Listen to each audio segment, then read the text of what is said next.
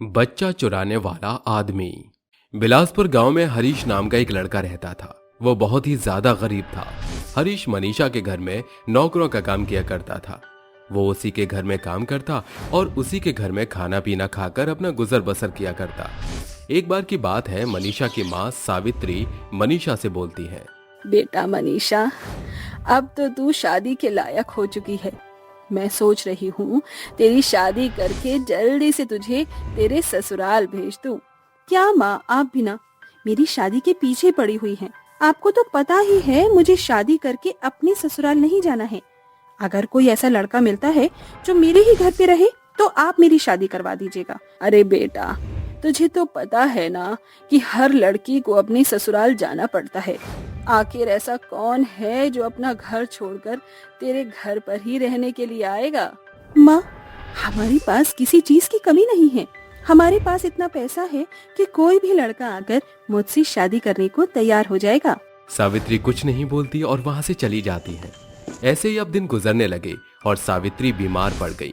सावित्री की सेवा हरीश बहुत ही अच्छे से करने लगा। यह देखकर सावित्री खुद से बोलती है, हरीश एक बहुत ही अच्छा लड़का है और इसके माँ बाबा भी नहीं है। क्यों ना मैं अपनी मनीषा की शादी हरीश से करवा दूं।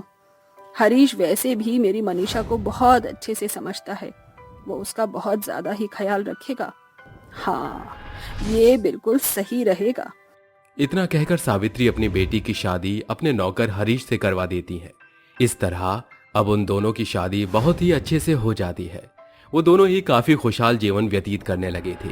लेकिन किसे पता था कि हरीश की जिंदगी में भूचाल आने वाला है। शादी को अब 5 साल गुजर गए थे, लेकिन मनीषा और हरीश को एक भी बच्चा नहीं हुआ था। यह सब देखकर मनीषा अब बहुत ही चिंता में रहने लग गई। वो कहीं भी जाती तो उसको बांझ होने का ताना मिलता। ऐसे ही एक बार की बात है, मनीषा बाजार जा रही थी कि तभी उससे एक शीला नाम की लड़की मनीषा से बोलती है, अरे बहन, मैंने तो सुना है तेरी शादी को 5 साल हो गए, लेकिन तेरा अभी तक एक भी बच्चा नहीं हुआ। तेरे पति में कोई परेशानी है क्या, या फिर तुझ में ही कोई कमी है? मनीषा उसकी बातों का कोई भी जवाब नहीं देती और वहां से जाने लगती है कि तभी शीला एक बार फिर उसे रोककर कहती है, अरे अरे, जा कहाँ रही हो? मेरी बातों का जवाब तो दे दो। तुम वैसे नहीं भी दोगी तो मुझे क्या मतलब। तुम जैसी बांझ औरतें किसी के मुंह लगने लायक नहीं होती हैं। मनीषा कुछ नहीं बोलती और अपनी आंखों में आंसू लिए वहां से चली जाती है। जिसके बाद वो अपने घर में जाकर हरीश से बोलती है, हरीश, मुझे एक बच्चा चाहिए। मुझे लोग अब बांझ बोलने लगे हैं। हमारी शादी को पूरे 5 साल हो गए हैं और हमें एक भी बच्चा नहीं हुआ। मनीषा, मैं मानता हूँ कि हमारा एक भी बच्चा नहीं हुआ और लोग तुम्हें ताने भी मार रहे हैं, लेकिन अगर हमारा कोई बच्चा नहीं हो रहा तो इसमें हमारी कोई गलती नहीं, बल्कि भगवान की मर्जी है। तुम तो बस रहने ही दो। भगवान का नाम लेकर तुम मुझे बोलते रहते हो। तुमसे कुछ भी नहीं हो सकता। अब मैं तुम्हारा इलाज करवाऊंगी। इतना कहकर मनीषा हरीश का इलाज करवाने लगती है, लेकिन उसके बाद भी मनीषा को कोई भी बच्चा नहीं हुआ। यह देखकर मनीषा को दुख होने के साथ साथ गुस्सा भी आता है। जिसके बाद मनीषा हरीश को धक्के मारकर अपने घर से निकाल देती है। बेचारा हरीश अब बेघर हो गया था। उसको कुछ भी समझ नहीं आ रहा था कि वो अब कहाँ जाए। वो रोड पर तेज धूप में भटक रहा था कि तभी उसे कूड़ेदान में एक बच्चा दिखाई देता है। वो बच्चा देखकर खुद से बोलता है, हे भगवान, तेरी भी लीला अपरंपार है। किसी को एक भी बच्चा नहीं, और किसी को बच्चा दिया तो उसके बच्चे की कदर नहीं होती। भगवान जाने कौन ये बेरहम माँ बाप है जो अपने बच्चों को इस तरह कूड़ेदान में फेंक कर चला गया। कोई बात नहीं, मैं इस बच्चे को अपने पास ही रख लेता हूँ। मैं इस बच्चे की देखभाल अकेले ही करूंगा। इसको माँ का भी प्यार खुद ही दूंगा और इसको बाप का भी प्यार खुद ही दूंगा। भले ही मैं भूखा रह जाऊं, लेकिन इसका पेट कभी खाली नहीं रखूंगा। इतना कहकर हरीश उस बच्चे को अपनी गोद में उठा लेता है और जंगल की तरफ निकल जाता है, जहां वो देखता है कि जंगल में एक छोटी सी कुटिया है। उस कुटिया में अब वो उस बच्चे को रखने लगता है और उसकी अच्छे से परवरिश करने लगता है। ऐसे ही अब दिन गुजरने लगे और वो काम की तलाश में बाहर जाने लगा। बच्चे को अपनी पीठ पर बांधकर वो मजदूरी किया करता और उस बच्चे का पेट भरता।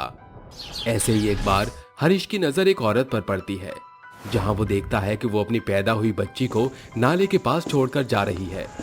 ये देखकर वो उस औरत को रोकते हुए बोलता है, बहन बहन, तुम इस बच्ची को इस तरह नाले के पास छोड़कर क्यों जा रही हो? भैया, मेरे पास इतने पैसे नहीं हैं कि मैं अपनी बच्ची को पाल पोस कर बड़ा कर सकूं, और मेरे परिवार में बेटी होना गुनाह है। इसीलिए मैं इस बच्चे को अपने घर में नहीं रख सकती। ना चाहते हुए भी अपने दिल पर पत्थर रखकर मैं इसे यहाँ छोड़कर जा रही हूँ। इतना कहकर वो वहां से चली जाती है। हरीश उस बच्चे को अपनी गोद में उठा लेता है और उसकी भी परवरिश करने लगता है। वो उस बच्चे को लेकर अपने घर की तरफ जा रहा था कि तभी वहां पर एक औरत हरीश को देख लेती है, जिसके बाद वो चिल्लाकर बोलती है, चोर चोर चोर, ये देखो, ये आदमी बच्चा चुरा कर भाग रहा है। अरे कोई पुलिस को बुलाओ, वरना ये इस बच्चे को चुरा कर भाग जाएगा और इसे कहीं दूसरी जगह भेज देगा। उस औरत का हंगामा सुनकर सभी लोग इकट्ठा हो जाते हैं और हरीश को घेर लेते हैं, जिसके बाद वो हरीश को बेरहमी से मारने लगते हैं और पुलिस को बुलाकर पुलिस के हवाले कर देते हैं, जहां पुलिस उसे 2 डंडे लगाकर पूछती है, क्या ये तेरा बच्चा है? नहीं साहब, ये बच्चा मेरा नहीं है। तो इस बच्चे को लेकर कहां भाग रहा था? पुलिस की ये बात सुनकर हरीश सारा सच पुलिस को बता देता है। हरीश की बात सुनकर पुलिस को उस वक्त बहुत ही ज्यादा गर्व महसूस होता है, जिसके बाद पुलिस हरीश को बोलती है, तुम जैसे इंसान आजकल इस दुनिया में देखने को नहीं मिलते। मुझे तुम जैसे इंसानों पर बहुत ही ज्यादा गर्व हो रहा है। तुम इस तरह के बच्चों को उठाकर अपने पास ले जाते हो और उन्हें पाल पोस कर अच्छी परवरिश देना एक बहुत ही पुण्य का काम है। इस समाज सेवा में मैं तुम्हारे साथ हूं हरीश। वहां पर भीड़ इकट्ठा हो रही थी। उस भीड़ में से हरीश की पत्नी निकलकर आती है और अपने पति से बोलती है, मुझे माफ कर दो हरीश जी, मुझे नहीं पता था कि आप इतने नेक इंसान हैं। मुझे अपनी गलती का पछतावा हो चुका है। मैं माफी के लायक तो नहीं, लेकिन फिर भी आप मुझे माफ कर दीजिए। भले ही हमारे बच्चे ना हो, लेकिन भगवान ने इन बच्चों को हमारे नाम करके हमारा एक पूरा परिवार खड़ा कर दिया। हम इन बच्चों के लिए एक अनाथ आश्रम खुलवाएंगे और इन बच्चों की परवरिश बहुत ही अच्छे से करेंगे। हरीश कुछ नहीं बोलता और अपनी आंखों में आंसू लिए मनीषा को गले लगा लेता है। ये देखकर मनीषा हरीश को एक बार फिर बोलती है, हरीश जी, क्या हम अब अपने घर चलें? हाँ मनीषा, हम अपने घर जरूर जाएंगे। इतना कहकर हरीश मनीषा को गले लगा लेता है और उन बच्चों के साथ अपने घर चला जाता है और उन बच्चों के लिए एक आश्रम खुलवाकर अपनी पत्नी के साथ खुशी से रहने लगता है।